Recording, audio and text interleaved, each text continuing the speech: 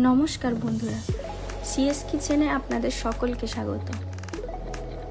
আজকে আমি নিয়ে এসেছি একটা রেসিপি নিয়ে, খুবই সহজ পদ্ধতিতে মটর পনির।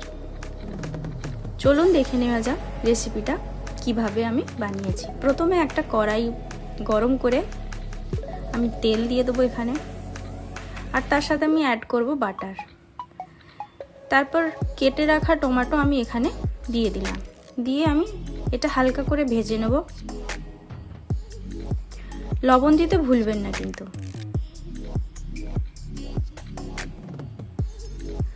টমেটোটা একটু ভাজা হয়ে গেলে আমি এখানে কাজু বাদাম অ্যাড করে দেব, দিয়ে ভালো করে কিছুক্ষণ কুক করে নিলেই আমি এখানে জল দিয়ে দেবো। এখানে একটু জল দিয়ে সিদ্ধ করে নেব, দিয়ে এর একটা পেস্ট তৈরি হবে।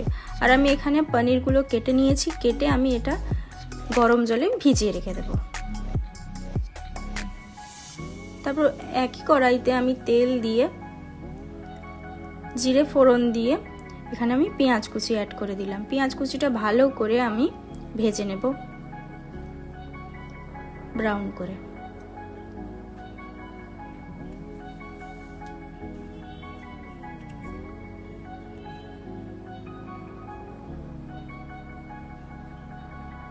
এবার আমি এখানে আদা রসুনের পেস্ট আমি অ্যাড করে দিলাম, দিয়ে ভালো করে আমি এটাকে রান্না করে নেব, আদা রসুনের কাঁচা গন্ধটা যাতে চলে যায়। তারপর এখানে আমি কিছু গুঁড়ো মশলা অ্যাড করব।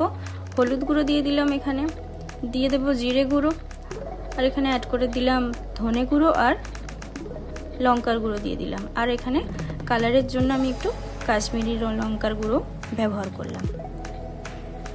এখানে আমি কড়াইশুঁটি অ্যাড করেছি, আর এখানে অ্যাড করে দিলাম ফেটিয়ে রাখা টক দই, দিয়ে ভালো করে আমি কষিয়ে নেব। তারপর আমি যে টমেটোর পেস্টটা করে রেখেছিলাম, টমেটো আর কাজু বাদামের, সেই পেস্টটা আমি এখানে দিয়ে দিলাম, দিয়ে ভালো করে কষিয়ে নিতে হবে।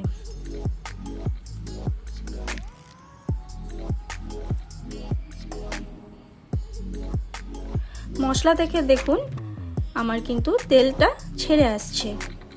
আমি এখানে অ্যাড করে দেব পনিরগুলো। তার আগে আমি এখানে কসুরি মেথি অ্যাড করে দিলাম।